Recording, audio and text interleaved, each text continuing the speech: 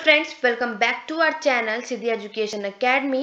And आज हम लोग डिस्कस करने वाले हैं क्लास 12th की हिस्ट्री का चैप्टर 4 के कुछ इंपॉर्टेंट क्वेश्चन जो आप लोगों के बोर्ड के एग्जाम में पूछे जाएंगे।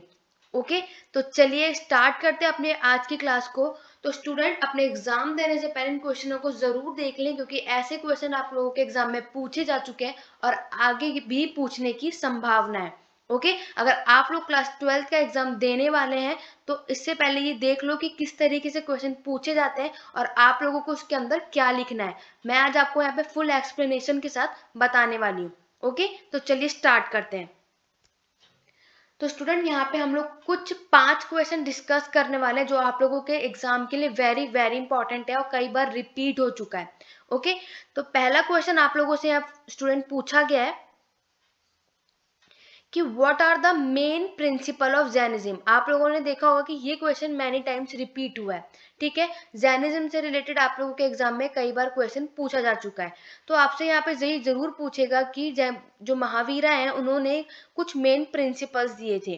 तो पहला प्रिंसिपल था the entire world is animated. उन्होंने बोला था कि हमारा जो पूरा संसार है वो क्या है, एनिमेटेड है। ठीक है, पूरा एंटायर वर्ल्ड क्या है, एनिमेटेड है। एनिमेटेड से उनका मतलब है कि यहाँ पे रॉक्स हुए, प्लांट्स हुए, एनिमल्स हुए, ये सारी की सारी चीजें क्या है, एनिमेटेड है। क्लियर हो गया। नेक्स्ट है the cycle of birth and rebirth is shaped through कर्म। महावीरा का मानना था कि जो लोगों का जो हमारा जो बर्थ होता है, हमारा जो जन्म होता है और पुनर्जन्म होता है, वो हमारे कर्म के हिसाब से होता है। जैसे हमारे कर्म होंगे वैसा ही हमारा जन्म होगा या हमारा पुनर्जन्म होगा। क्लियर हो गया। वेरी वेरी इंपॉर्टेंट है, आप लोगों से ये जरूर पूछा जाएगा, मैनी टाइम रिपीट हो चुका है, चाहे आप लोगों का लॉन्ग क्वेश्चन हो चाहे आप लोगों का शॉर्ट हो। ओके फ्रेंड्स, नेक्स्ट क्वेश्चन की तरफ बढ़ते हैं। नेक्स्ट क्वेश्चन आपसे पूछा गया है what do you know about tirthankaras. आप लोगों ने देखा था कि हमारे जैनिज्म में कि टोटल कितने तीर्थंकराज हैं, 24 तीर्थंकराज हैं। क्लियर हो गया। तो तीर्थंकराज का मतलब क्या होता है, तो ये 2 मार्क्स में आप लोगों से पूछा जा सकता है, तो आप लोगों को इसका मतलब भी पता होना चाहिए। Those who guide man and women across the river of existence. Tirthankaras का मतलब होता है स्टूडेंट कि जो तीर्थंकराज वो होते थे जो मैन और वुमेन को गाइड करते थे। ठीक है, tirthankaras just like as a teacher. ठीक है, हमारे जो तीर्थंकराज मतलब टीचर, जो हमें क्या करते थे, टीच करते थे, हमें गाइड करते थे कि हमें क्या करना चाहिए। ठीक है, क्लियर हो गया। जो कि अक्रॉस द रिवर, हम जो नदी के पास, जैसे कि हमारे 24 तीर्थंकराज कौन है, हमारे महावीरा जी थे। क्लियर हो गया। तो ये क्या करते थे, जैन धर्म में जो भी बातें हमें क्या करनी चाहिए क्या नहीं करनी चाहिए, अगर जैन धर्म में हमें आना है तो हमें झूठ नहीं बोलना है, शादी नहीं करनी है, प्रॉपर्टी पे कोई हिस्सा नहीं होना चाहिए। उन्होंने कुछ 5 चीजें दी थी, तो ये 5 चीजें आप लोगों को याद होनी चाहिए।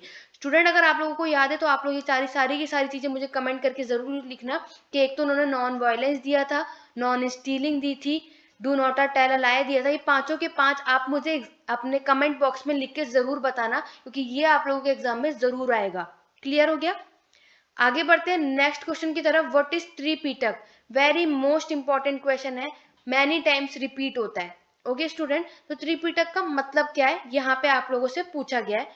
तो इसका आंसर आप लोगों को क्या लिखना है, आफ्टर बुद्धा डेथ, जब गौतम बुद्धा की डेथ हो गई थी तो उसके बाद his teaching were compiled by his disciples, तो at a council of elders और senior monks at Vaishali, they compilation were known as Tripitaka. तो स्टूडेंट यहाँ पे त्रिपिटक का मतलब क्या है, जब गौतम बुद्धा की डेथ हो गई थी, उनकी मरने के बाद जो उनके डिसाइपल्स थे, जो उनके शिष्य थे, तो उन्होंने क्या करा था, इस त्रिपिटक में जितनी भी गौतम बुद्धा की बातें हैं, ठीक है, जितने भी एल्डर्स हैं, जितने भी सीनियर मॉन्क्स थे, उन्होंने क्या करा, वैशाली में, जितने आप लोगों को पता है उन लोगों ने कितनी काउंसिल की थी, ठीक है, काउंसिल भी हुई थी, तो 4 काउंसिल हुई थी।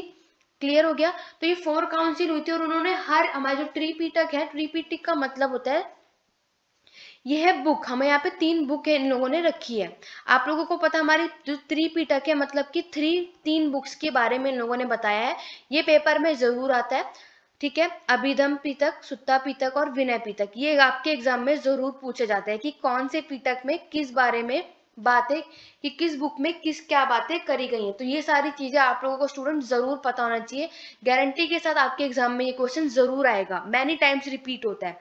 क्लियर हो गया।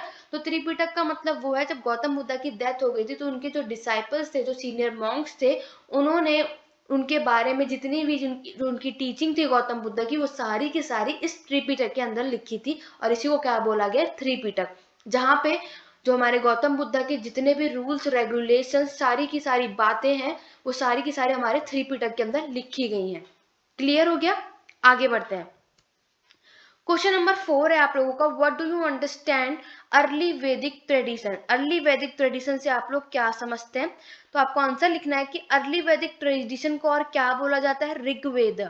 ठीक है, ये आप लोगों को पता होना चाहिए। जो अर्ली वैदिक ट्रेडिशन में हमारा ऋग्वेद लिखा गया था, ठीक है, कंपाइल हुई थी, तो ये आप लोगों को पता होना चाहिए। दूसरा है कि हमारे ऋग्वेद, ये एक सिंगल क्वेश्चन भी पूछा जाता है कि ऋग्वेद का मतलब क्या, तो 2 मार्क्स आप लोगों के यहाँ पक्के हो जाएंगे अगर आपको ऋग्वेद का मतलब पता होगा। क्लियर हो गया स्टूडेंट्स? तो Rigveda consist of hymns in praise of variety deities and specially Agni, Indra and Soma. Very important, ये पेपर में जरूर आता है कि हमारा जो सबसे पहली बात तो आप लोगों को ये पता होना चाहिए, हमारा जो ऋग्वेद है सबसे ओल्डेस्ट वेद है। ठीक है, सबसे ओल्डेस्ट वेद है, और इसके अंदर हम जो जितने भी ह्यूमन है वो प्रेस करते हैं बहुत अलग अलग वेराइटीज की देवी देवताओं की। स्पेशली जो वो सब पूजा करते हैं वो किसकी करते हैं, अग्नि, इंद्र और सोम की। तो ये आप लोगों को जरूर लिखना है, वेरी इंपॉर्टेंट क्वेश्चन है ये फ्रेंड्स, और ये मैनी टाइम्स रिपीट हो चुका है। क्लियर हो गया?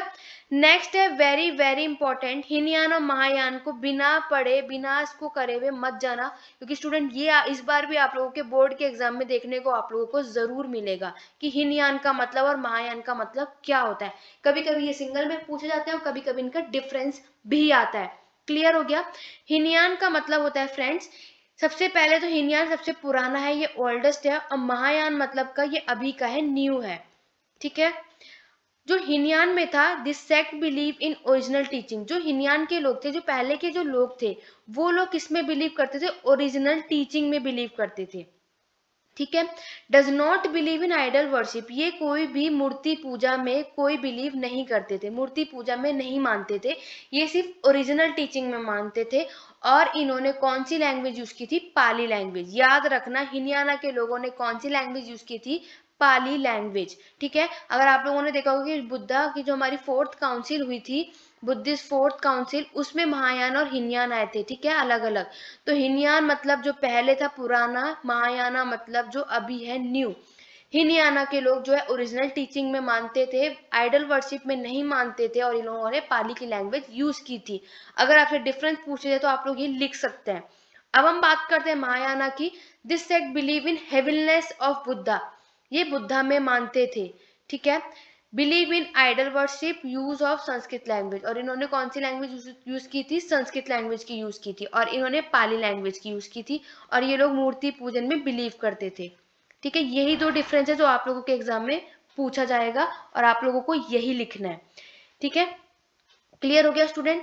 तो ये कुछ 5 इंपॉर्टेंट क्वेश्चन थे जो आप लोगों को पता होने चाहिए, जो आपके एग्जाम में आएंगे। आशा करते हो आप लोगों को आज की क्लास पसंद आई, वीडियो पसंद आएगी तो लाइक शेयर जरूर करना। अभी तक चैनल को सब्सक्राइब नहीं किया, चैनल को सब्सक्राइब कर लो और शेयर करो ज़्यादा से ज़्यादा वीडियो को, ताकि मैं आप लोगों के लिए ऐसे मोस्ट इंपॉर्टेंट क्वेश्चंस लेके आ सकूं। आज की क्लास में बस इतना ही। Thank you so much.